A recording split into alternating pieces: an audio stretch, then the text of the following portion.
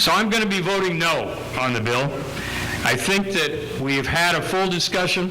I think that we need to heal in this community because this bill, more than any other, has caused a rift and division within us. It is something that is not like Hawaii. It is not something that the legislature should be involved in, nor the courts. And given how strongly people feel on both sides of the issue, I felt that it was unfortunate that we did not hold hearings on the neighbor islands so that they could testify without having to fly over here, the expense of flying over here. A 5-day session is way too short to pass a bill of this magnitude. I think deep down we're all the same inside. And we all want to be loved and respected and appreciated and valued. So, Mr. Chairman, thank you for letting me share my thoughts. And to the minority leader, thank you for sharing their thoughts, sir. And with that, I will be voting with the chairman. Thank you, Mr. Chair. Any further discussion? And then I just wanted to also comment on the concern of these businesses and churches that are afraid that they will be forced to take this clientele. And I think that this could maybe be a real positive, almost like maybe the GMO issue, where we couldn't get the labeling passed, but what we've seen happen is that there have been a lot of non-GMO labeling coming through, so that those customers and those that prefer that kind of product can then get it. So we could maybe have a pro-LGBT business app. You know, we could have, businesses, those kind of places could then have maybe a rainbow symbol or something, so that then the LGBT community would know which businesses to choose. And I think that'll just happen naturally also. I mean, people know what businesses they seem to agree with philosophically. And so by passing this bill, we're going down a path where religious freedom will be curtailed and people with legitimate religious objections to same-sex marriage will be facing lawsuits and possibly even being forced to close their businesses.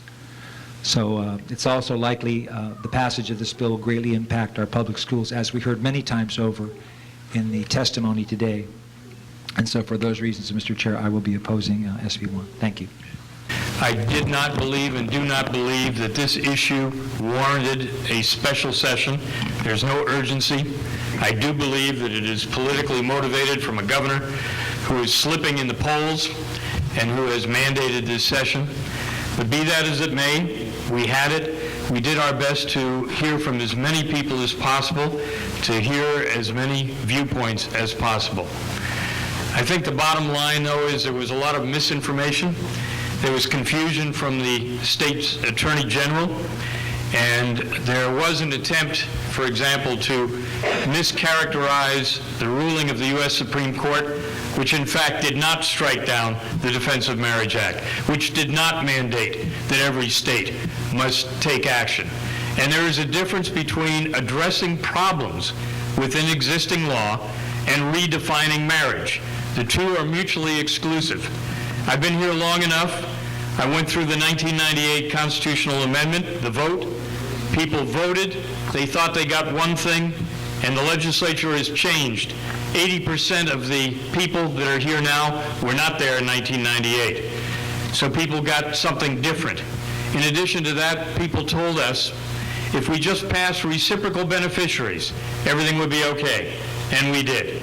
And then they said if we just passed civil unions, everything would be okay, and we did. And now we're saying if we just pass same-sex marriage, everything will be okay. But it won't be. And what we would be doing with SB1 is creating a new cause of action, more litigation that would harm churches, small businesses, individuals. I think this is a bad bill. I don't think we need it. I think that was testified to this morning.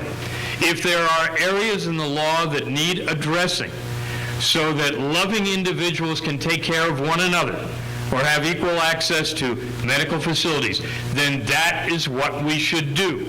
We do not redefine marriage, however.